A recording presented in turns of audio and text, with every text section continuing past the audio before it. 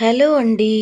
ఎండాకాలం రాత్రిపూట ఒక మట్టి పాత్రను తీసుకొని అందులో కొద్దిగా అన్నం, సరిపడా ఉప్పు, ఒక్క చెంచా పెరుగు వేసుకొని బాగా కలుపుకొని ఇప్పుడు అన్నం మునిగేంత వరకు గోరువెచ్చటి పాలను పోసి బాగా కలుపుకొని మూత పెట్టి తోడు వేసుకోవాలండి.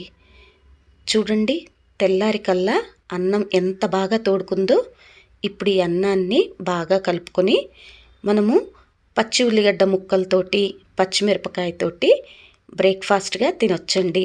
లేదు అంటే ఆవకాయ కారంతో కానీ గోంగూర పచ్చడితో కానీ తిన్నా కానీ బాగుంటుంది. ఇది ఎండాకాలం మన శరీరానికి వేడి నుంచి ఎంతో చలువనిస్తుందండి. అయితే ఈ బ్రేక్ఫాస్ట్ రెసిపీ ఈరోజు కొత్తగా కనుక్కున్నది ఏమీ కాదండి, పాతకాలం నుంచి వస్తున్నదే అండి. సబ్స్క్రైబ్.